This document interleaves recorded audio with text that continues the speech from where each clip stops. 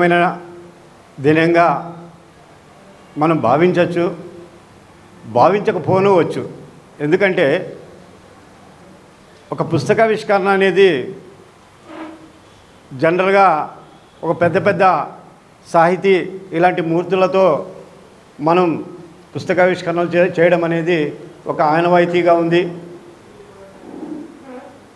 ఆ క్రమంలోనే జరగాల్సినటువంటి ఈ పుస్తకావిష్కరణను కొంత భిన్నంగా, ఎందుకంటే ఈ పుస్తకం రావడానికి మూలం ఎక్కడి నుంచి వచ్చింది అనేది కూడా మనం కొద్దిగా తెలుసుకుంటే బాగుంటుంది అనేది చెప్పాలనేటువంటి ఉద్దేశంతో చెప్తున్నాను. 1978లో నేను ఆర్టీసీలో చేరినప్పటికీ నాకు సామాజిక పరిజ్ఞానం ఏమాత్రమూ లేదు. ఆర్టీసీలో చేరిన తర్వాత మొట్టమొదటిసారిగా ఒక కార్మిక నాయకుడిగా జి సంజీవులు గారు అనేటువంటి వ్యక్తి, ఆయన నాకు పరిచయం కావడం, ఆనాటి నుంచి నేటి వరకు అనేక సామాజిక విషయాల్ని మన ముందుంచి ఎలా మనం ముందుకు నడవాలని చెప్పేసి ప్రోత్సహించినటువంటి వ్యక్తుల్లో ఆయన అగ్రగణ్యుడు. దాని తర్వాత జి సూర్యనారాయణ రెడ్డి అని, ఆయన పీపుల్స్ వార్ పార్టీలో చాలా కీలకంగా పనిచేసినటువంటి వ్యక్తి. ఆయన కొన్ని అనారోగ్య కారణాల వల్ల లొంగిపోయి ఆయన విశ్రాంతి జీవితం గడిపే టైంలో ఆయన మరణించాడు. అదే క్రమంలోనే సమాజం అంటే ఇలా ఉంటుంది అని చెప్పేసి నిత్యము నాకు పాఠాలు నేర్పి నన్ను ముందుకు నడిపించినటువంటి వాళ్ళు ప్రొఫెసర్ శేషయ్య గారు. అదేవిధంగా డ్యూటీ అయిపోయిన తర్వాత అర్ధరాత్రి పూట నేను ఖాళీగా ఉంటానని గమనించి కామ్రేడ్ రవూఫ్ గారు నన్ను చేరదీసి రాత్రిళ్ళు పాఠాలు చెప్పినటువంటి కామ్రేడ్ రవూఫ్ గారు. ఈ విధంగా అనేక మంది సామాజికవేత్తలు, త్యాగమూర్తులు నన్ను నడిపించారు. కాబట్టి ఈరోజు సమాజానికి నేను చెడు చేయకపోయినా ఏదో నాకు తెలిసినటువంటి నాకు నేను మంచిగా ఉండడానికి ఒక అవకాశం ఏర్పడింది. అటువంటి జ్ఞానాన్ని అందించారు. కాబట్టి ఆ జ్ఞానానికి కారకులైనటువంటి ఒక సీనియర్ కామ్రేడ్, సీనియర్ కార్మికుడు, సీనియర్ నాయకుడైనటువంటి మా యొక్క మిత్రుడు జి సంజీవులు గారు ఈ పుస్తకాన్ని పెద్దల సమక్షంలో దాన్ని ఆవిష్కరించాలని చెప్పేసి కోరుకుంటున్నాను. అందరికీ కూడాను ఈ ఆవిష్కరణ శుభ సందర్భంగా అభినందనలు, ధన్యవాదాలు. చుడుగా ఏదో 2 నిమిషాల్లో 3 నిమిషాల్లో మాట్లాడమన్నట్టుంది, అంతే కదా? 2 నిమిషాలు 3 నిమిషాలు అంతే. ఎందుకంటే అడగాలి కదా. శ్రీశ్రీ కాదేది కవిత కనర్హం అంటాడు. అది చాలా చాలా గొప్ప మాట. ఇప్పుడు ఆ మాట ఈ విధంగా కూడా అనుభవించుకోవచ్చు అనుకుంటా నేను. కారెవరు కవుల కనర్హం. దీనికి సాక్ష్యం ఎవరంటే అమర్నాథ్ రెడ్డి గారు, టీవీ రెడ్డి గారు. వాళ్ళు ఎప్పుడు తామో కవులు అనుకోరు. మీరు కవయ్యా, నువ్వు కవివి అంటే కనుక నేను కవివిని కాను మొర్రో అంటారు. కవిని కాను మొర్రో కాదు, కవివిని కాను మొర్రో అంటారు వాళ్ళు. మేము బలవంతంగా వాళ్ళ చేత ఒప్పించాల ఈ యుగంలో, ఈ కాలంలో ఉన్నందుకు.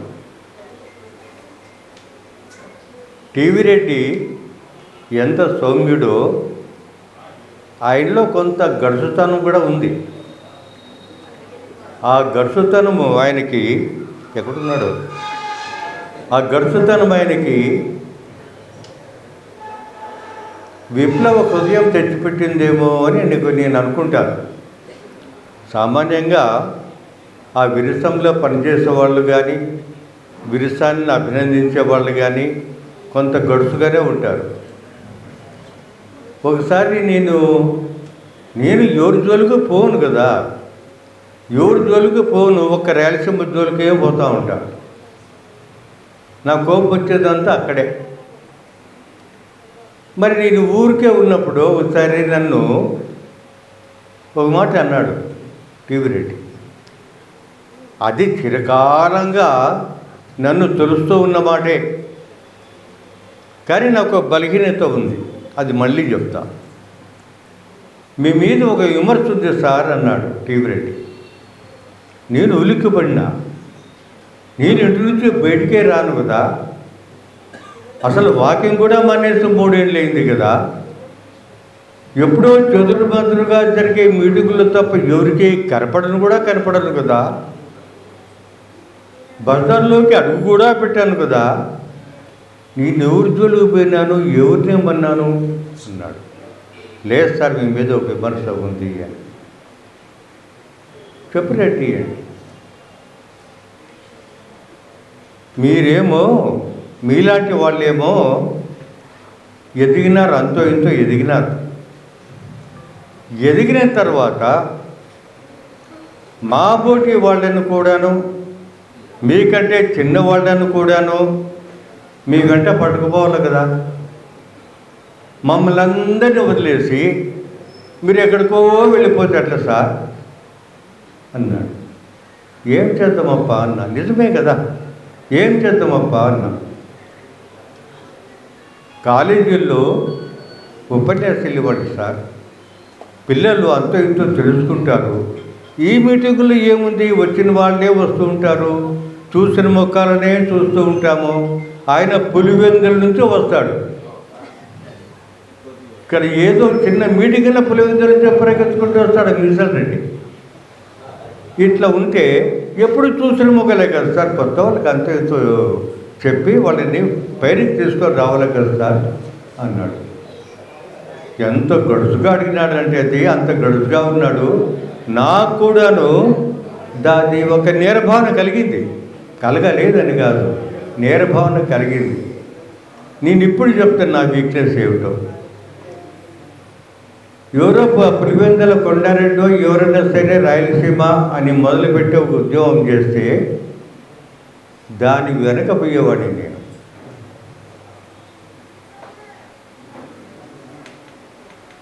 అంతేగాని నేను ముందుండి ఉద్యమాన్ని లేవదీసే అంత శక్తి సామర్థ్యాలు నాకు లేవు. I am not at all a organiser. Organiser capacities అంతా కూడాను మా లాయర్ గారికి కానీ ఎవరు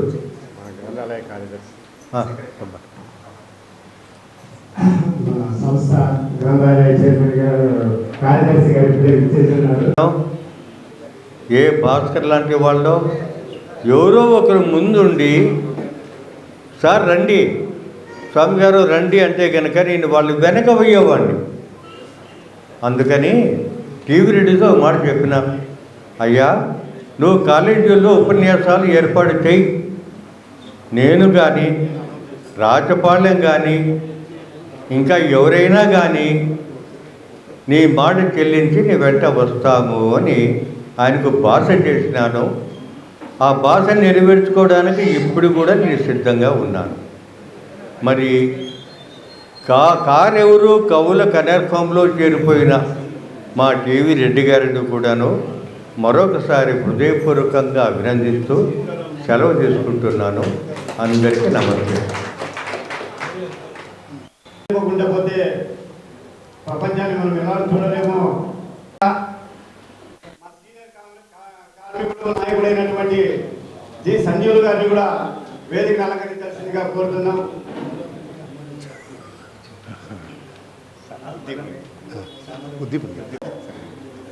అమరులైనటువంటి గొప్ప త్యాగమూర్తులు, కార్యకర్తలైనటువంటి వారికి నివాళిచ్చాము. ఇప్పుడు ప్రజాగాయకుడు ఆదినారాయణ గారు ఉద్దీపన గీతం ఆలపిస్తారు.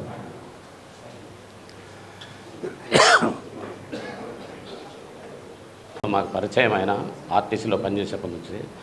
ఈ మధ్య కాలంలోనే రిటైర్డ్ అయిన తర్వాత కూడా అనేక సాహిత్య సభల్లో పాల్గొంటూ నిరంతరం ఏదో ఒక రోజు డైలీ కలిసి మాట్లాడుతున్నాం. ఈరోజు అమరం అనే పుస్తక ఆవిష్కరణ, కవితా సంపుటి ఆవిష్కరణ కోసం అన్న నేను ఇట్లా చేస్తున్నాను, మీరు ఖచ్చితంగా ఉద్దీపన గీతం పాడాలి, మీరు రావాలి, మన వాళ్ళందరికీ చెప్పాలి అన్నప్పుడు నేను చాలా దాన్ని గౌరవంగానే స్వాగతిస్తూ ఖచ్చితంగా వస్తాను చివరిడి, టైం ప్రకారమే వస్తాను, అర్ధగంట లేట్ వచ్చినా అని చెప్పేసి అన్నాను. ఇందాక ఇక్కడ సభా వేదికలో మా పెద్దలు గౌరవనీయులు రాచపాలెం చంద్రశేఖర్ రెడ్డి గారు, అలాగే నాకు ఈనాడు దాసరి ఆదినారాయణ అనంత ఎర్రసితార అనే పదం రావడానికి సితార అనే కలం పేరుతో పాటలు రాసి ఎమర్జెన్సీలో కూడా జైలుకు పోయించిన మా గురువు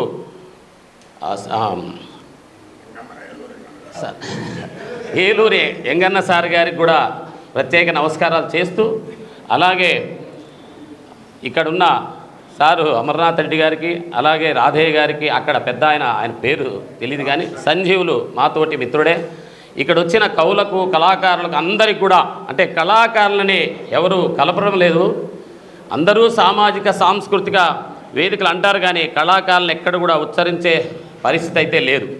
ఇది నేను కళాకారుడుగా నా ఆవేదన, ఏమనుకోద్దండి.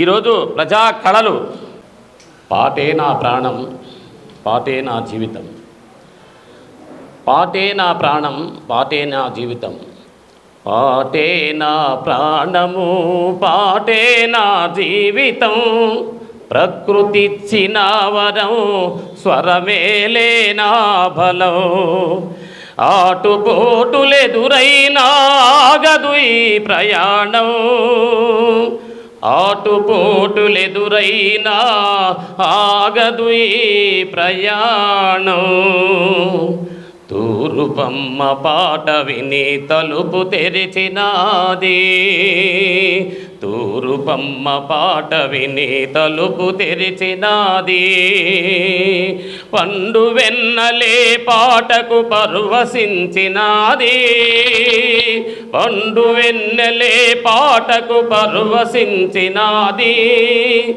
ఆటపాట మొదలైతే ఆకాశమే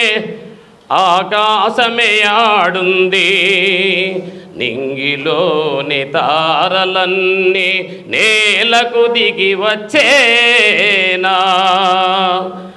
పాటే నా ప్రాణము, పాటే నా జీవితం, ప్రకృతిచ్చిన వరం, స్వరమేలే నా బలం, కనకన మండుతున్న కనుకుడప్పు, కనకన మండుతున్న కనకడప్పు కడుపు, గాలిలోన ఆడుతున్న గజ్జలు ఈ కాళ్ళు, గాలిలోన ఆడుతున్న గజ్జలు ఈ కాళ్ళు, వేణువులా వెగిసి పడే రాగం నా గొంతు, వేణువులా ఎగిసి పడే వేణం నా గొంతు, ప్రేమతో మీరందించే చప్పట్లే నాకు దరువు, పాటే నా ప్రాణము, పాటే నా జీవితం, ప్రకృతిచ్చిన వరం, స్వరమేలే నా బలం, ఉడమిలోనే అనువనువు తడిమి చూసినాది, ఉడమిలోనే అనువనువు తడిమి చూసినాది, మానవలి మనుగడకు ప్రాణమైంది, యుద్ధంలో యోధులకు సత్తిబువ్వ పాటెగా, యుద్ధములో యోధులకు సద్దిబువ్వ పాటెగా, ఒరిగిన ప్రతి వీరునికి మరో జన్మ నా పాటెగా, పాటే నా ప్రాణం, పాటే నా జీవితం, పాటే నా ప్రాణము, పాటే నా జీవితము, కోట్ల కూడగొట్టిన నా కోట్లు కూడగట్టిన నా పాటకు సరితూగునా, కోట్ల కూడుగొట్టిన నా పాటకు సరితూగునా, పదవులెన్ని వచ్చినా నా పాట ముందు నిలుచునా, పదవులెన్ని వచ్చిన నా పాట ముందు నిలుచునా, లాఠీలకు తూటాలకు పాత నేల కూలునా, లాఠీలకు తూటాలకు పాత నేల కూలునా, ఉరికంబం మీద నిలిచి ఉషోదయం పాడనా. వేడుకల సందర్భంగా విచ్చేసిన మిత్రులకు, వేదిక మీద ఉన్న పెద్దలకు అందరికీ నా యొక్క నమస్కారములు. తెలుగు వెలుగు సాహిత్య సామాజిక సేవా సంస్థ ఇప్పటికి 5 వసంతాలు పూర్తి చేసుకున్న సందర్భంగా ఇప్పటి వరకు సంస్థను ఆదరించి ఆశీర్వదించిన శ్రేయోభిలాషులందరికీ కృతజ్ఞతలు, ధన్యవాదాలు. సొంత లాభం కొంత మానుకొని పొరుగువాడికి తోడుపడవోయ్ అన్న గురజాడ గారి సందేశం స్ఫూర్తిగా తీసుకొని గత 4 దశాబ్దాల అనుభవంతో సాహిత్యంలో బుడిబుడి అడుగులు వేస్తూ అనేక సంస్థల నుండి అభినందనలు, సత్కారాలు ఈ సంస్థ పొందింది. అందుకు ప్రతిఫలంగా తెలుగు భాష పరిరక్షణ కోసం సామాజిక సేవలు చేస్తూ కవులు, రచయితలు, సామాజిక సేవకులను ప్రోత్సహించాలనే తపనతో 2020 జనవరిలో తెలుగు వెలుగు సాహిత్య సామాజిక సేవా సంస్థను స్థాపించడం జరిగింది. 2020 మార్చి 23న ప్రారంభ సభ ఏర్పాటు చేసుకున్న తర్వాత హఠాత్తుగా కరోనా లాక్డౌన్ పడడంతో ప్రారంభ సభను రద్దు చేసుకోవాల్సి వచ్చింది.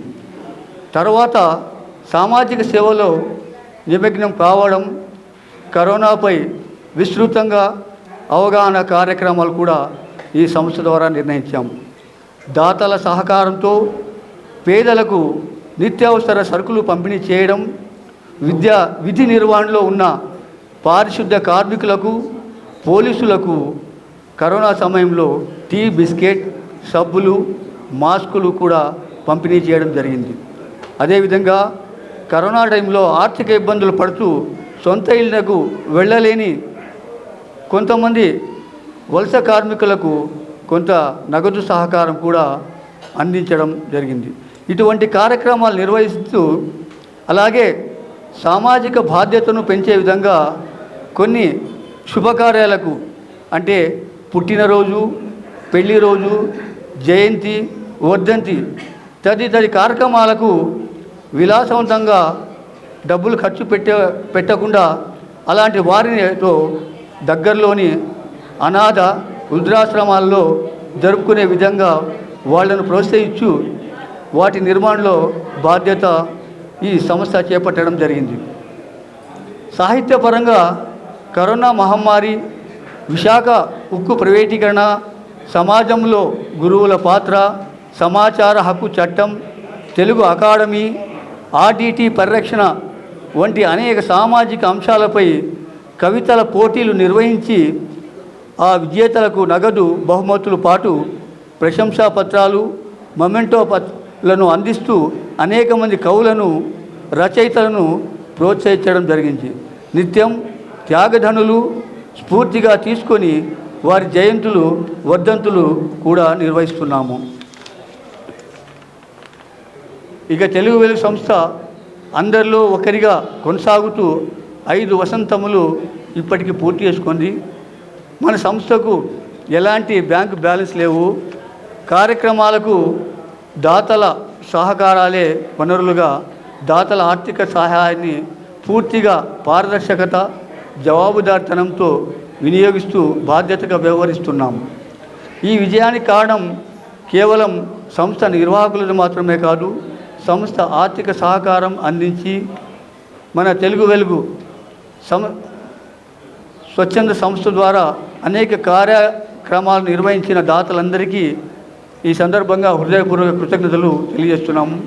నిత్యం ఏ కార్యక్రమం చేపట్టినా బాధ్యతగా సేవాభావంతో అండగా నిలిచి నా సాహిత్య సామాజిక సంస్థలకు మిత్రులకు హృదయపూర్వక కృతజ్ఞతలు. అలాగే సంస్థ పురోభివృద్ధికి కారణమైన సంస్థ కార్యనిర్వాహక వర్గానికి ప్రతి ఒక్కరికి పేరు పేరున కృతజ్ఞతలు తెలుపుకుంటున్నాం. ముఖ్యంగా మానవ విలువలు ప్రజాస్వామ్య మనుగడ కొంతైనా ఉంది అంటే అందుకు ప్రధాన కారకులైన అనునిత్యం ప్రోత్సహిస్తున్న పాత్రికేయ మిత్రులకు, పత్రికలకు, సామాజిక మాధ్యమాలకు మా హృదయపూర్వక కృతజ్ఞతలు. తెలుగు వెలుగు సాహిత్య సామాజిక సేవా సంస్థ అందిస్తున్న ఈ 5వ వార్షిక సభలో పాల్గొని మా సభను విజయవంతం చేసి మా ఆతిథ్యాన్ని స్వీకరించి మమ్మల్ని ఆశీర్వదించాలని కోరుతూ వేదిక మీద ఉన్న అతిథులు, సోదరి సోదరులారా, గొంతు కొంత అసౌకర్యంగా ఉంది.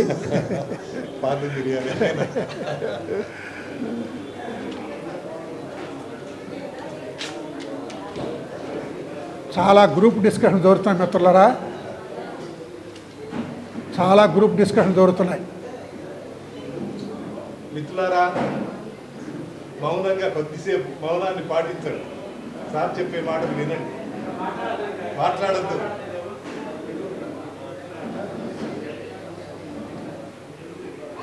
అందరూ ఎవరి సీట్లో కూర్చుంటే మాట్లాడడానికి వీలవుతాయి.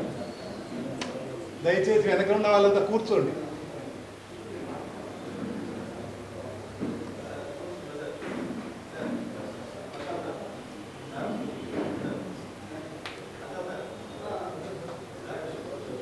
తెలుగు వెలుగు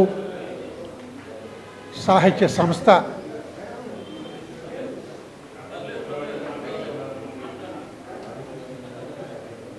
ఎక్కడ ఉండే పర్లేదు మిత్రులు, ఎక్కడో చోట కూర్చున్నారు కదా, మీరు కూర్చోండి. కూర్చున్న వాళ్ళని లేపడానికి టైం వేస్ట్ చేయొద్దు బాబు.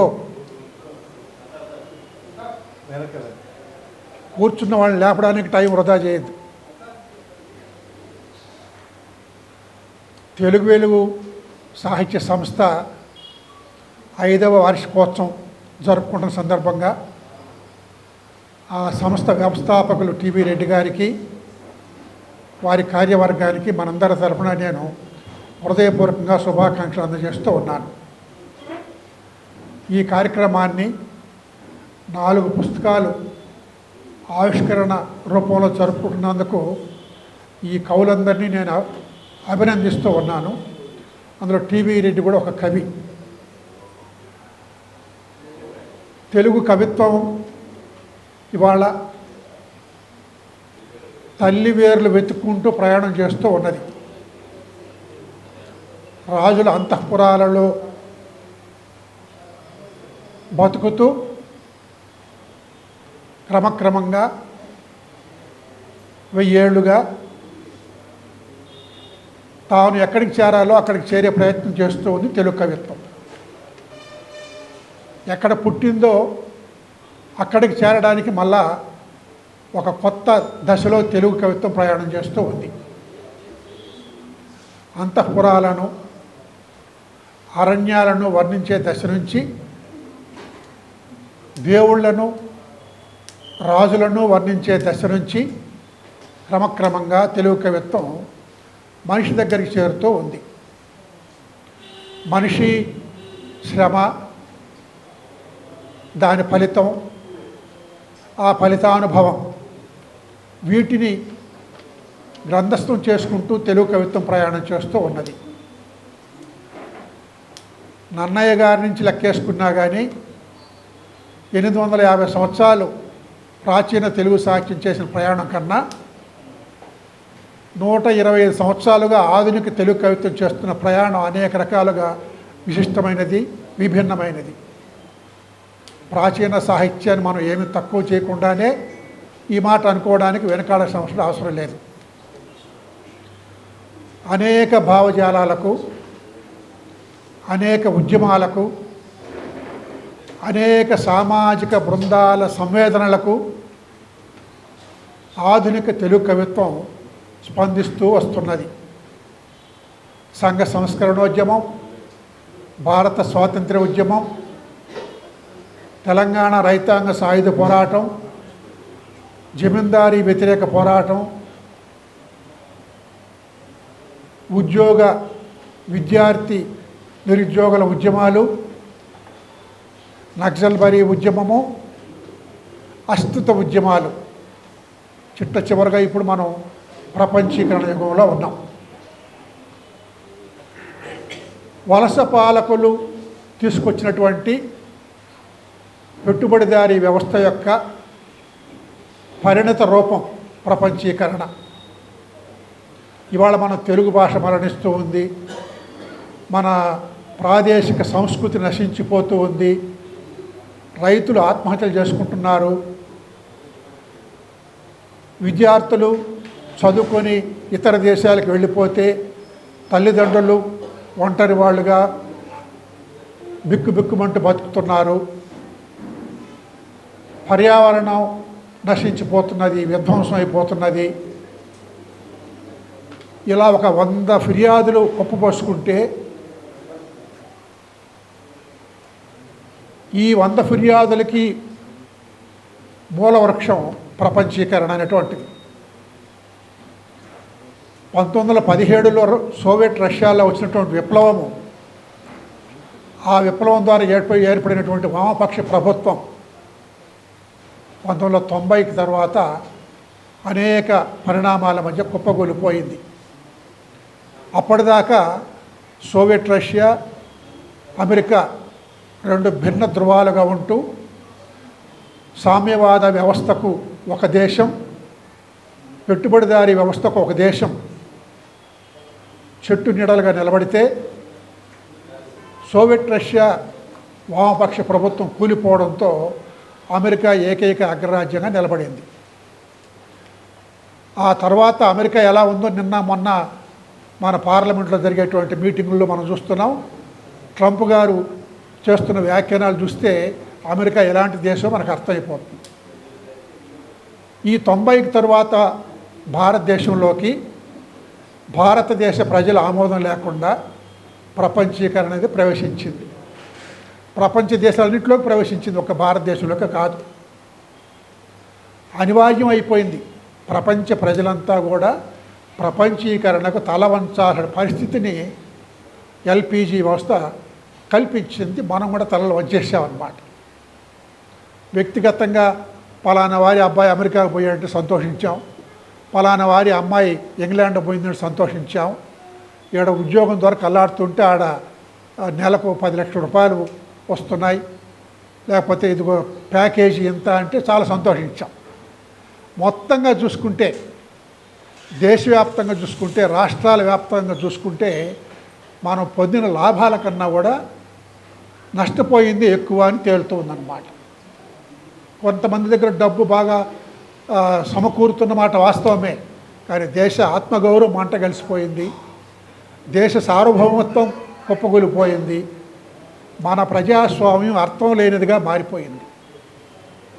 అందువల్ల 1990 తరువాత మన దేశంలో, మన రాష్ట్రాల్లో, తెలుగు రాష్ట్రాల్లో ఒకవైపు అభ్యుదయ విప్లవ సాహిత్యం వస్తూ ఉంటే, మరొక వైపు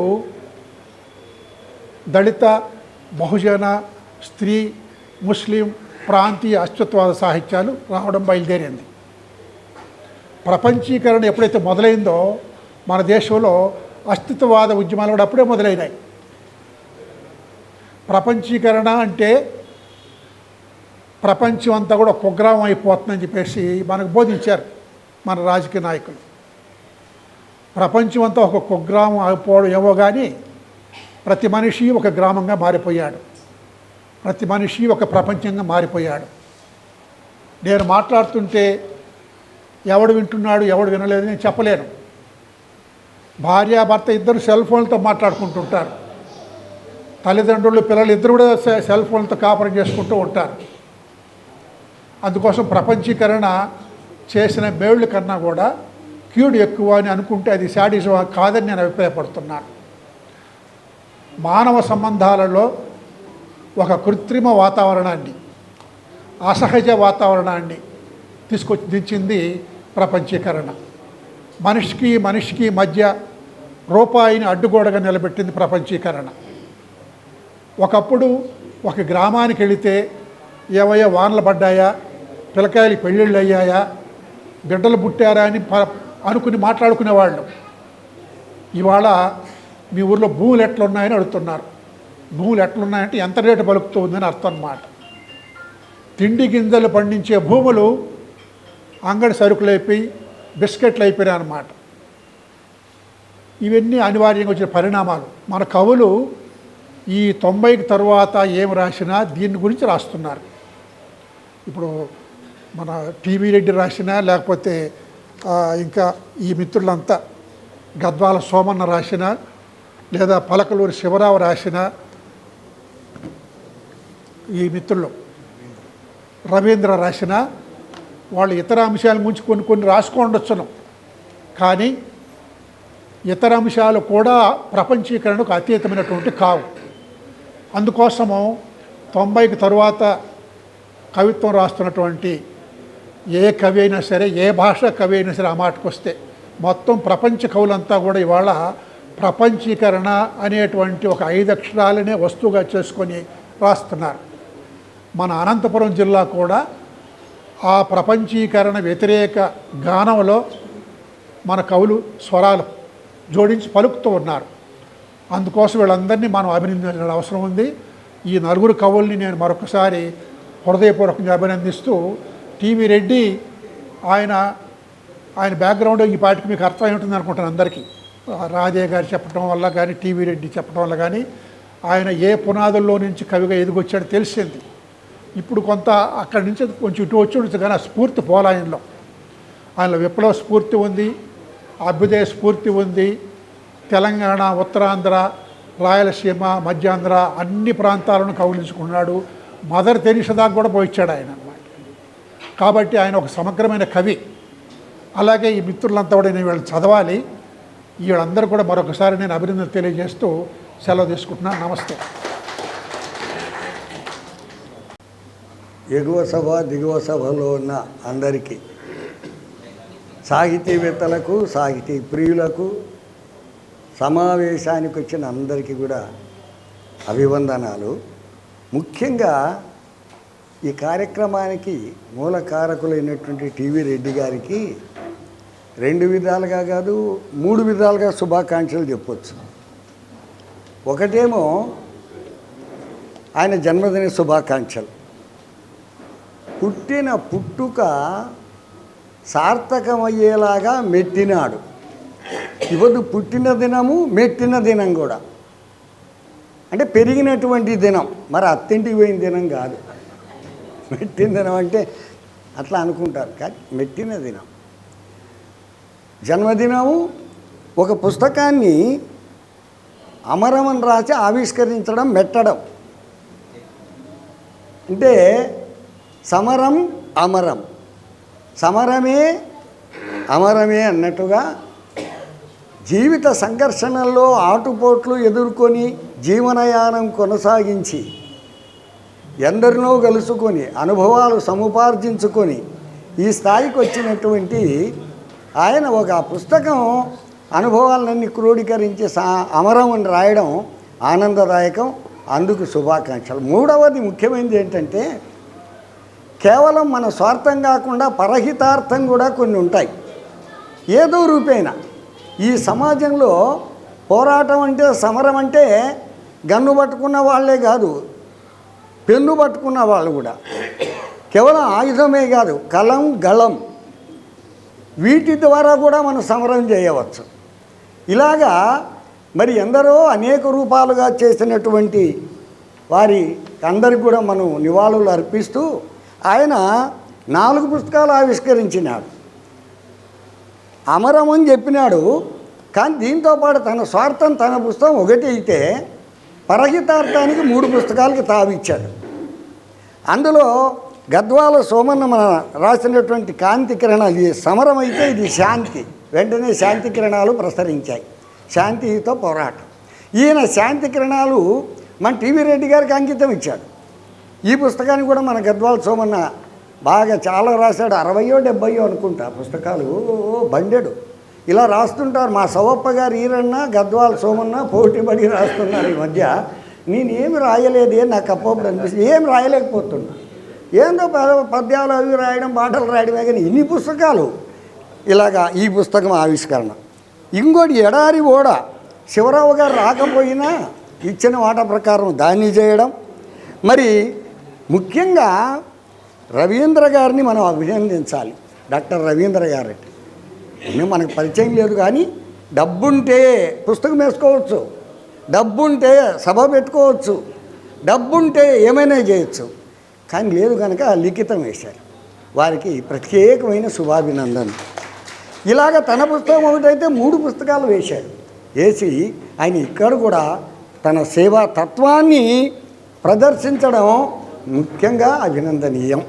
ఇంకా నేను ఎక్కువ మాట్లాడను, ఎందుకంటే ఒక చిన్న పద్యంతో ముగిస్తాం.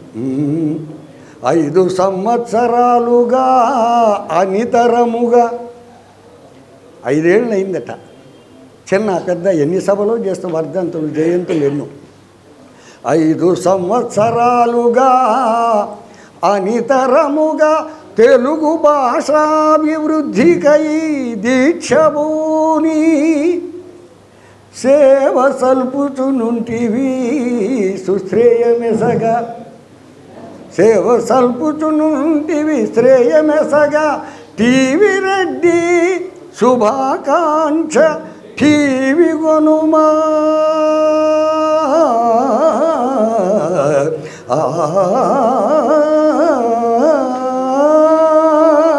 సెలవు. ఈ మాటలు టీవీ రెడ్డి గారి. ఆయన ఏ ఉద్యమాల్లో అయితే పనిచేస్తాడో ఆ ఉద్యమ భాషే కవిత్వానికి కూడా అబ్బింది. వారిని అభినందిస్తూ ఇప్పుడు అమరనాథ రెడ్డి గారు మానవత వారిని మాట్లాడమని. తక్కువ అయ్యో వద్దన్నాడు వాడు, తక్కువే మాట్లాడతాను. ముందుగా టీవీ రెడ్డిని ఎందుకు అభినందిస్తున్నానంటే, ఇంతవరకు అనంతపురంలో 10 గంటల కంటే 10 గంటలకు కార్యక్రమం మొదలైనది కేవలం మానవత కార్యక్రమం వల్లనే జరిగింది. అది ఈరోజు మన టీవీ రెడ్డి చేసినాడు కాబట్టి అందుకు అభినందిస్తున్నాం. మరి ఆయన 5వ వార్షికోత్సవం, తెలుగు వెలుగు 5వ వార్షికోత్సవం సందర్భంగా, మరి ఆయన 60వ పుట్టినరోజు సందర్భంగా ఆయనకు శుభాకాంక్షలు. మరి టీవీ రెడ్డి గురించి చెప్పాలంటే చాలా చెప్పాలన్నది నాకైతే. ఆయన నిజంగా కవి కాదు, నాకు మంచి మిత్రుడు.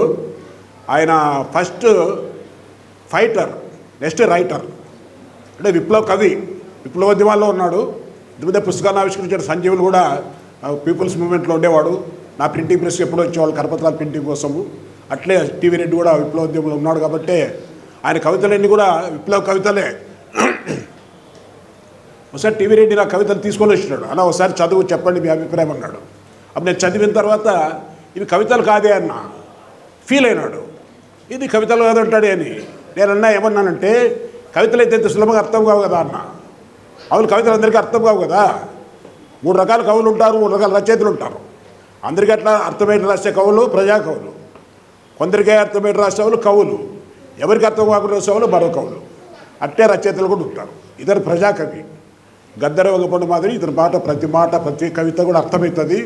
మరి నా భావాలన్నీ టీవీ రెడ్డిలో ఉన్నాయి. నేను అవి రాయలేను, కానీ టీవీ రెడ్డి రాసినాడు. కొన్ని కవితలు వినిపిద్దామనుకుంటే ప్రతి లైను రాసుకోవాలనిపిస్తుంది, కాబట్టి టైం లేదు, చెప్పేకి టైం లేదు. ఆయన మాటకారి, పరోపకారి, సంస్కారి.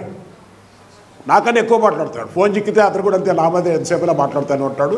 మేమిద్దరూ మాట్లాడుకుంటే ఎంతసేపునా మాట్లాడుకుంటాం. ఈ మధ్య చాలా దగ్గర అయిపోయినాడు టీవీ రెడ్డి. ఆయన సేవా కార్యక్రమాలు ఎక్కువ, వివిధ కార్యక్రమాల్లో ఉంటాడు. నిత్యం ఏదో కార్యక్రమం, ఫోన్ చేస్తే ఏదో జన్మదినమో వర్ధంతో జయంతో ఏదో ఒకటి ఉంటుంది, ఏది లేకుండా ఉండదు అసలు. ఆ రకంగా ఏదో బిజీగా ఉంటాడు. మరి కవితలు చాలా రాసినాడు. ప్రతిదీ కూడా నిజంగా చాలా ఫైటింగ్ స్పిరిట్తో రాసినాడు. ప్రతి లైను చదవాలనిపిస్తుంది. ఆర్టీసీలో పనిచేసినాడు. ఆయనకు అన్ని రంగాల్లో స్నేహితులు ఉన్నారు. సేవా రంగంలో, సాహిత్య రంగంలో, కార్మిక రంగంలో చాలామంది ఉన్నారు. ఇంకోటి బెస్ట్ ఆర్గనైజర్. కాబట్టి ఈరోజు శుక్రవారమే ఉదయమే ఆర్గనైజ్ చేసినాడు. హాలిడేలు అయితే చాలా ఇబ్బంది అవుతుంది కదా, ఈరోజు అయితే దూరం నుంచి వచ్చే వాళ్ళకు అనుకూలంగా ఉంటుంది అని చెప్పేసి చేసినాడు. మంచి ఆర్గనైజరు, అన్ని క్వాలిటీస్ ఉన్నాయి టీవీ రెడ్డిలో. మరి ఒక్క నిమిషం ఓకే కవిత రాసుకోలేదు.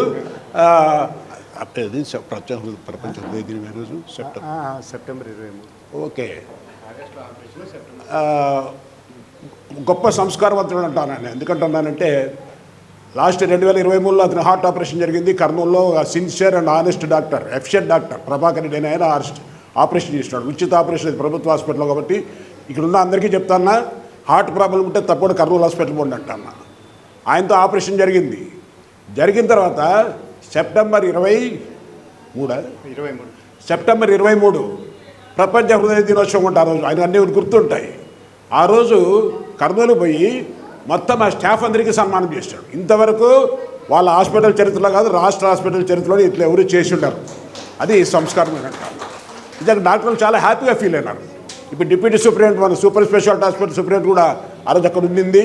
ఆ రకంగా టీవీ రెడ్డి నిజంగానే గొప్ప సంస్కారవంతుడు. మరి ఇంకా ఏదేదో చెప్పాలనుంది కానీ నాకే టైం లేదు కాబట్టి మరోసారి టీవీ రెడ్డిని అభినందిస్తాను. ఇంకో సంస్కారవంతుడు, ఇంకోటి హాస్యప్రియుడు, బెస్ట్ రీడర్ అంటాను. నేను రోజు దాదాపు 90 రోజులుగా రోజు ఉదయమే కాసేపు నమ్ముకుందామని ఒక హాస్య అనుభవాన్ని పెడతా ఉంటాను. నేను ఫస్ట్ షేర్ చేసే టీవీ రెడ్డికి. టీవీ రెడ్డి చదువుతానే ఫోన్ చేస్తూ నా అనుభవంలో ఒక పదం పట్టుకొని మాట్లాడతాడు. మాట్లాడి అతని అనుభవాలన్నీ చెప్తాడు. నీ వాళ్ళు రాయాలనుకున్నా రాయలేను సార్ అంటాడు. ఈ రకంగా ఫస్ట్ హాస్యప్రియుడు. మరి అందుకే సంస్కారం అంటాన్నా. చదివి ఫోన్ చేసామని సంస్కారం చాలామందికి లేదు కదా, చాలామందికి లేదు. ఇది చేదు నిజం. ఆ సంస్కారం నేర్చుకోండి. 10 గుర్తు చేస్తాను వేదికలపైన. వాళ్ళే బెస్ట్ రీడర్స్ అంటాన్న. ఆ రకమైన సంస్కారవంతుడు. అన్ని రకాల ఆయనకు సహకరిస్తున్న వాళ్ళ కుటుంబ సభ్యులందరూ కూడా నేను ధన్యవాదాలు చెప్పుకుంటున్నా. టీవీ రెడ్డి మరింత ఆరోగ్యంగా ఉంటూ మరింత సేవారంగం, సాహిత్య రంగంలో, సేవారంగంలో చేయాలంటున్నా. అతను ఎంతమంది 100 మంది కవులకు రోజు ఏదో సత్కారం చేస్తూ అంటాడు. ఆ రకంగా ఎంతమంది కవులను ప్రోత్సహిస్తూ అంటాడు. అందుకు అతనికి అభినందిస్తూ సెలవు తీసుకుంటానా. Thank you. ధన్యవాదాలు సార్. ముఖ్యంగా ఒక విషయాన్ని గుర్తుంచుకోవాల్సిన విషయం ఏంటంటే నా లైఫ్లో సాహిత్య రంగంలో విరసం నుంచి విరసం వరకు నా ప్రయాణం సాగే క్రమంలో మధ్యలో కూడా ఒక వారధి ఏర్పడింది. అంటే ఉద్యోగ పర్వంలో చిట్ట రోజుల్లో సూపర్వైజర్ క్యాడర్లో మనం కార్మిక వర్గంలో కానీ ప్రజల్లో కానీ కలవడానికి కొద్దిగా సమయం తక్కువైపోయింది. ఆ క్రమంగా కొంతకాలం గ్యాప్ వచ్చినప్పుడు మళ్ళీ సెకండ్ ఇన్నింగ్స్లో నేను రిటైర్డ్ అయిన తర్వాత సాహిత్యం దగ్గర రావాలనుకున్నప్పుడు మొట్టమొదటిసారి 33 గంటల 33 నిమిషాలు 33 సెకండ్లు ఒక కార్యక్రమాన్ని హరికృష్ణ గారి నాయకత్వంలో ఒక సహస్ర కవి సమ్మేళనం జరిగింది. ఆ కవి సమ్మేళనంలో సెకండ్ ఇన్నింగ్గా నేను భావించి అక్కడి నుంచి తిరిగి నా ప్రయాణం వల్ల ఒక సెకండ్ ఇన్నింగ్స్లో కొనసాగింది. అందుకు ఆ రోజు వేదికని అవకాశం కల్పించినటువంటి హరికృష్ణకి మరొకసారి నేను ధన్యవాదాలు తెలియజేస్తూ ఆయన ప్రసంగించాల్సిందిగా కోరుకుంటున్నాను. సభకు నమస్కారం. వేదిక ముందు ఉన్నటువంటి కవిమిత్రులందరికీ మరొకసారి నమస్కారం. ఇందాక అన్నగారు అన్నట్టు 2006లో నా 24 ఏళ్ళ వయసులో ప్రారంభమైన మా ప్రస్థానం తెలుగు రక్షణ వేదికతో మొదలైంది. వేదిక మీద ఉన్న వాళ్ళను కానీ కింద ఉన్న వాళ్ళు కానీ మన కరీంనగర్ నుంచి వచ్చిన తిరుపతి రెడ్డి గారు కావచ్చు, అశ్వత్ రెడ్డి కావచ్చు, మా రాధయ్యన్న కావచ్చు, లేకపోతే మా ఎంగన్న సార్ 2012లో అప్పుడు నేను 25-26 ఏళ్ళు ఉంటాయి. అప్పట్లోనే చంద్రబాబు నాయుడు గారి చేతుల మీదుగా జాబిలి గారికి కావచ్చు, సట్లపల్లి చిదంబరానికి కావచ్చు, ప్రతిభ ఎక్కడుందో అక్కడ మా ప్రయత్నం చేస్తూ వచ్చాం. ఆ పరంపరలో భాగంగా మా టీవీ గారు కూడా వచ్చారు. సమాజం, సాహిత్యం అను ప్రతి ఒక్కరూ మాట్లాడుకుంటున్నాం. సాహిత్యం అంటే ఏంటి? సమాజ హృదయమే సాహిత్యం. సమాజ యొక్క హృదయాన్ని ఆవిష్కరించే క్రమంలో తను ఎంచుకున్న ఒక మార్గం, కవి కావచ్చు, కళాకారుడు కావచ్చు, ప్రతి ఒక్కరూ తన ప్రయత్నాన్ని చేస్తుంటారు. అలా ఒక ప్రయత్నం చేస్తున్నప్పుడు కొందరు రాసుకుంటూ పోతుంటారు. ఆ రాసుకున్న వాళ్ళని కొందరు పుస్తకాలు వేస్తూ పోతుంటారు, కొందరు ప్రోత్సహిస్తూ వస్తుంటారు. ఈ క్రమంలోనే టీవీ రెడ్డి గారు విశ్రాంత జీవితాన్ని విశ్రాంతంగా ఉండకుండా అవిశ్రాంతమైనటువంటి పోరాటానికి శ్రీకారం చుట్టుకున్నారు. ఆయనకు చుట్టుకున్నారు, ఎవరు చుట్టుకోవాలి. అంటే ఇక్కడ ఏమైందంటే తెలుగు వెలుగు ఆ పదం ప్రతి ఒక్కరికి సంబంధించింది. టీవీ అంటామా, మన ప్రతి ఇంట్లో చూస్తుంటాం. సాహిత్యం అంట ప్రతి ఒక్కరికి సంబంధించింది. అలాంటి ఈ టీవీ రెడ్డి గారు 5 వార్షికోత్సవాలు ఎందుకు చెప్పాలంటే, నేను ఒక నిర్వాహకుడు కాబట్టి నాకు తెలుస్తుంది. బాగా డబ్బున్నోడా కోట్లు నాకు తెలిసి లేవనుకుంటా. పోనీ పని బాట లేకుండా లేదు, అది ఉంది, ఫ్యామిలీ కుటుంబం అంతా ఉంది. పోనీ శ్రమ అంటావా అంటే, ఒక మనిషి సమయాన్ని హెచ్చిస్తూ కొద్ది గొప్ప ఖర్చు పెట్టుకుంటూ శ్రమపడ్డం అనేది ఆషామాషి కాదు. అంటే తన గురించి వదిలేసి, తన కుటుంబం గురించి వదిలేసి సమాజం గురించి ఆలోచించడం, అది కూడా 6-10 వయసులో ఆలోచించడం, ఆరోగ్యం బాగలేకుండా ఆలోచించడం, ఆ ప్రయత్నాన్ని మీరు గట్టిగా చప్పట్లు కొట్టి అభినందించవలసిందిగానే కోరుకుంటాను. ఎందుకంటే ఒక ప్రయత్నం గొప్పగా ఉంటుంది, కాకపోతే కొన్ని ఇంకా మనం మెరుగులు దిద్దుకోవాల్సిన అవసరం ఉంది. ఇందాక కూడా అమ్మరం మాకారం కావచ్చు, లోపల సంపాదకులని పెట్టారు, నాకైతే అర్థం కాల. వేరే వాళ్ళు రాసిన దాన్ని సంపాదకులు అంటారు. కొద్దిగా ఎవరైనా తగు సూచనలు తీసుకుని భవిష్యత్తులో పుస్తకాలు వెలువరిస్తున్నప్పుడు చేస్తే బాగుంటుందని కోరుకుంటున్నాను. ఇకపోతే కవులు, ఈ కవులు ఎవరు అంటే, నాకు తెలిసి ఇందాక పెద్ద ఆయన రాచపాలెం గారు చెప్పినట్టు పూర్వకాలం నుంచి, ప్రాచీన కాలం నుంచి, ఆది కాలం నుంచి ఆధునీకరణ చెందినటువంటి సాంకేతిక కాలం వరకు ప్రతి సందర్భంలో కవులు ఉన్నారు. అంటే ఆటవిక కాలంలో కవులు ఉన్నారు, రాజుల కాలంలో కవులు ఉన్నారు, ప్రజాస్వామ్యంలో కవులు ఉన్నారు. రేపు వ్యవస్థ మారినా కూడా కవులే ఉంటారు, కవులు మాత్రమే ఉంటారని చెప్పి సభాముఖంగా తెలియదు. ఎందుకంటే ఒక రాజుల్ని ఎదిరించాలన్నా, ప్రజాస్వామ్యంలో ప్రతినిధులను ఎదిరించాలన్నా తనదైనటువంటి రచన రాసుకుంటూ ముందుకు తీసుకెళ్లే వాళ్ళే కవులు.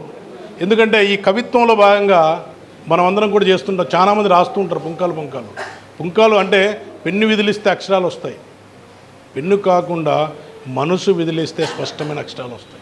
ఆ మనసు విదిలించి అంటే పుంకాలు కాకుండా ఒక గొప్ప కార్యక్రమాన్ని, గొప్ప కవిత్వాన్ని తీసుకుని రాయగలిగితే 10 కాలాల పాటు ప్రపంచంలో 10 మందికి ఉపయోగపడుతూ ఉంటాం. ఎందుకంటే మనం ఈ మధ్యకాలంలో ఈ కవితా వస్తువులన్నీ వస్తూ ఉన్నాయి, కవితా వస్తువులు తీసుకుంటున్నారు. కాకపోతే మరింత శ్రద్ధ తీసుకోవాల్సినటువంటి అవసరం ఉంది. ఎందుకంటే కొందరు యువకులు ఉన్నారు కాబట్టి నేను చెప్తున్నాను. ఎందుకంటే మనం మాట్లాడుకుంటున్నాం, మన ఇంటికి వెళ్తున్నప్పుడు ఇక్కడ అందరూ కూడా కుటుంబ వ్యవస్థ నుంచి ఉన్నవాళ్ళు కాబట్టి సాయంకాలం ఆఫీస్ నుంచి ఇంటికి వస్తున్నప్పుడు 1 కేజీ టమోటాలు తెమ్మనో, కేజీ వంకాయలు తెమ్మనో భార్యో లేకుంటే వాన ఉంటే వాళ్ళో చెప్తాం. మనం తెచ్చే క్రమంలో ఒక మార్కెట్కి వెళ్తే లేదా ఒక అంగడికి వెళ్తే కేజీ టమోటా ఎంత అంటే ఒక 50 రూపాయలు చెప్తారు, తక్కువ లేదా అంటాం. వంకాయలు అడిగితే 30 రూపాయలు, తక్కువ లేదని చెప్పి తూకం వేసుకున్నప్పుడు నొక్కి ఒక్కి చూసి తూకం వేసుకొని వస్తాం. అంటే ఒక పూట తినే కూరగాయల కోసం పెట్టే 100 రూపాయల ఖర్చు కోసం నువ్వు అంత శ్రద్ధ తీసుకుంటే, నువ్వు మరో తరం కోసం, మరో భావితరాల కోసం, సాహిత్యం కోసం, సమాజం కోసం నువ్వు అక్షరం రాస్తున్నప్పుడు నీ కవితా వస్తువు ఎంత శ్రద్ధ తీసుకోవాలి ఒక్కసారి మన కవులుగా మనం ఆలోచించుకోవాలి. అంటే ఒక పూటకు అరిగిపోయేదానికి మనం అంత ఆలోచిస్తే ఒక తరం కోసం మనం వేదికలు ఎక్కినప్పుడు మాట్లాడుతుంటాం. అలా కాకుండా అంటే మనం వేదికలు ఎక్కినప్పుడు మాట్లాడుతున్న మాటలకి, కింద ఉన్నప్పుడు మాటలకి అది బ్యాలెన్స్ అయినప్పుడే నాయకుడిగా నిలబడతాం. అదే కూరగాయలు తెచ్చుకున్నాక అట్లే మనం వండాం, శ్రద్ధగా కసకసని ఒక ఈలకత్తి తీసుకుని ఎట్లయితే కోసుకుంటామో, మనం రాస్తున్న కవితలో కూడా ఆ కవిత్వంలో ప్రతి ప్రాస, యతి సమాజానికి సంబంధించి పదును పెట్టేలాగా ఉండాలి. అలా పదును పెట్టకుండా రాయన కవిత్వం మనం ఏం చేస్తున్నాం, భావ కవిత్వమో అక్క కవిత్వం రాసుకుని ఎవడికి ఉపయోగం? ఇప్పుడు ఇందాకంటున్నాం మనం 30 పుస్తకాలు వేసి 50 పుస్తకాలు ఎవడికి కావాలి? ఒక్క పుస్తకమే ఇస్మాయిల్ గారి మాదిరి, శ్రీశ్రీ గారి మాదిరి కొన్ని పుస్తకాలే, లేకుంటే మన విద్వాన్ విశ్వం గారు కొన్నివే. అంటే మనం వేసుకునే క్రమంలో, ఎంచుకునే మార్గంలో నువ్వెక్కడా అని నీకు నువ్వు ప్రశ్నించుకున్నప్పుడు కవిగా వస్తుంది. ఈరోజు ఏమైనప్పటికీ మన పుస్తక రూపంలో రావాలనుకున్నటువంటి టీవీ రెడ్డిగా నేను ఎన్నోసార్లు అనేవాడిని, కవి పుస్తకం రావాలి అని వచ్చింది. ఏదేమైనప్పటికీ నాకు తెలిసి ప్రపంచంలో కవులు కానీ కళాకారులు కానీ కోట్లు సంపాదించిన దాఖలాలు లేవు. ఉన్నాయి ఎక్కడన్నా? కానీ కోట్ల హృదయాలను మాత్రం కదిలించగలిగేది భవిష్యత్తులో ఒక కవి, కళాకారుడని చెప్పి ఈ సభాముఖంగా తెలియజేస్తున్నా. ఆ వారసత్వానికి వారసుడైన మా టీవీ రెడ్డి గారు కొత్తగా వారసత్వానికి వచ్చారు కాబట్టి నేను ఎప్పుడు సరదాగా ఆయనతో కూడా చాలాసార్లు వాదించాను. సంసార జీవితంలో పిల్లలు పుడితే వాళ్ళ దంపతులు ఎలా అంటారో, పుస్తకాలు కూడా అంతే, నువ్వు ఎన్ని రాసుకున్నావు అనేది కాదు, పుస్తకాలు వేస్తేనే అది కవిగా. సంసార జీవితంలో పిల్లలు ఉంటే ఆ కుటుంబానికి ఎంత విలువ ఉంటుందో కవికి కూడా పుస్తకాలు వస్తే ఎంత ఉంటుందని చెప్తుంటాను. ఏదైనప్పటికీ ఇన్ని రోజుల తర్వాత కవిత్వం రాసింది. రాబోయే రోజుల్లో ఈ కవిత్వం అనేది నోరు లేని వాడికి నోరు అవ్వాలి, ఆకలి ఉన్నవాడికి అన్నం అవ్వాలి, కాలు లేని వాడికి కాలు అవ్వాలి. మన కవిత్వం రాస్తే పత్రికలకు పతాక శీర్షికలు ఎక్కాలి. అలాంటి కవిత్వాన్ని సభలో ఉన్న వాళ్ళు కావచ్చు, మా టీవీ రెడ్డి గారు కూడా తెలుగు వెలుగు అందరిది, కొందరి వెలుగు కొందరి రెడ్డి కాకుండా అందరివాడు కావాలని, అందరికీ తగినట్టు కవిత్వం రాయాలని, అందరి మనిషిగా ఎలగాలని కోరుకుంటూ, ముఖ్యంగా ఆయన ఆరోగ్యంగా ఉండాలని ఆశిస్తూ కాంక్షిస్తూ జై హింద్, జై జన్మభూమి. ఈ అమరం అనే బుక్ వెరిఫికేషన్ కోసం 1 year బ్యాక్ నుండే దీని యొక్క మొదలు చివరు అన్నీ మంచి చెడు అని చూసుకొని దీన్ని ఫైనలైజ్ చేసి తీసుకొచ్చాము. కాబట్టి ఇప్పుడు నేను చెప్పేది ఏంటంటే, ఇప్పుడు ఇచ్చిన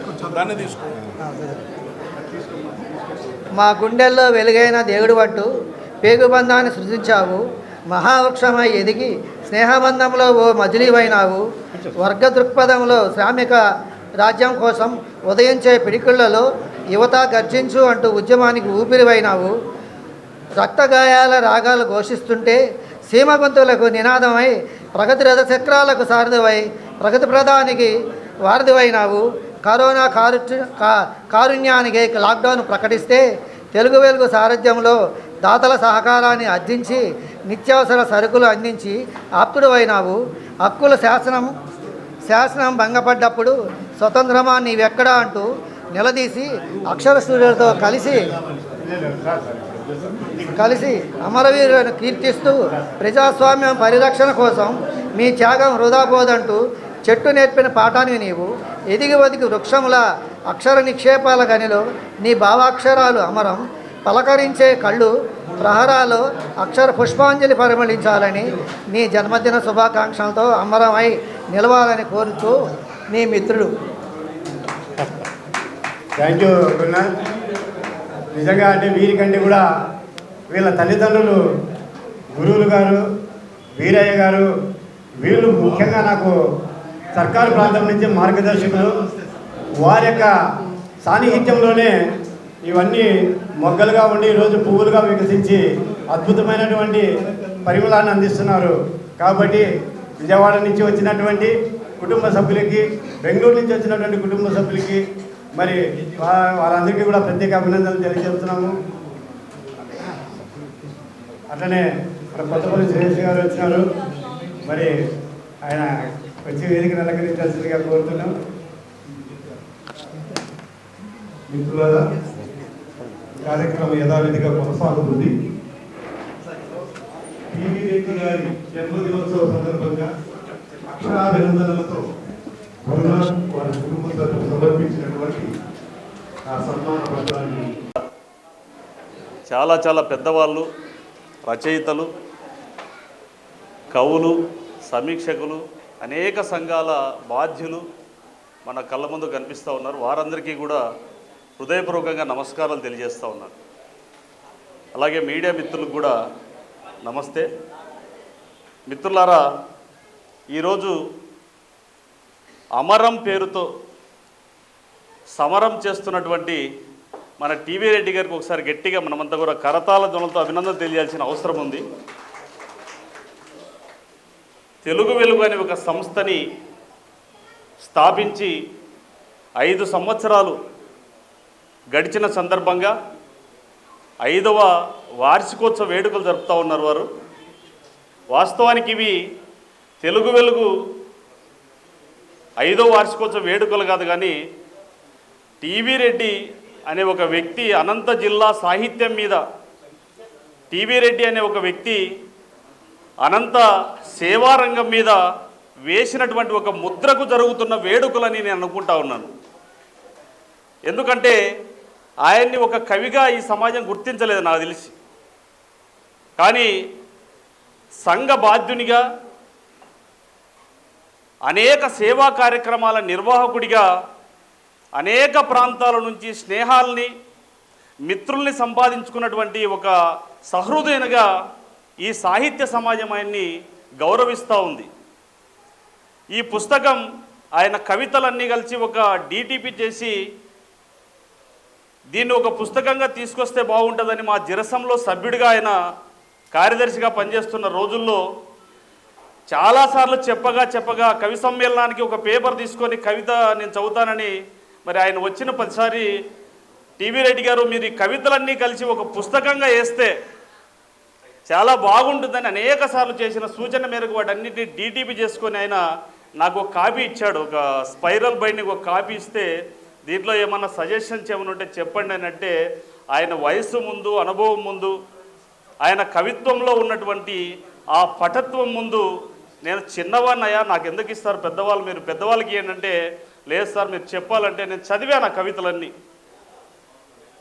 చాలా చాలా గొప్ప కవిత్వం నాకు ఆయన ఆ పుస్తకంలో అప్పటికి అమరం అని పేరు పెట్టలేదు కానీ ఆ కవిత్వంలో చాలా గొప్ప కవితలు నాకు కనిపించాయి. ఏదో ఉప్పుసపోకకు రాసిన కవిత్వం కాదు అది, ఏదో టైంపాస్కి రాసిన కవితలు కాదు.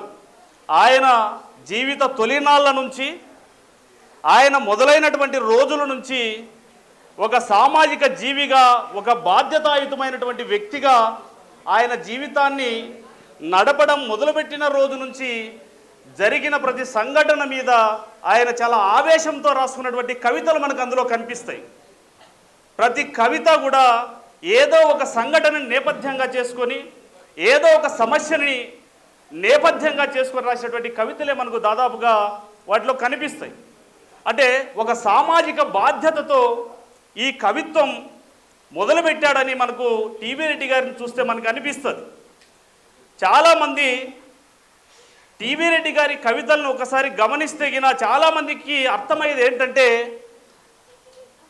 ఒక రంగాన్ని ఎంచుకున్న తర్వాత ప్రధానంగా వారు విరసం అనే ఒక లైన్లో ముందుకెళ్తున్నటువంటి సందర్భంలో చాలా ఆవేశంతో రాసిన కవితలు మనకు అందులో కనిపిస్తాయి. ఎర్రని రంగు ఆ పేపర్ల నిండా ఆ పేజీల నిండా పరుచుకొని ఉండడం మనం చూస్తాం. మరి అంత భావావేశంతో వారు రాసినటువంటి ఆ కవితలన్నీ ఈరోజు మనకి ఈ అమరం రూపంలో కనిపిస్తూ ఉన్నాయి.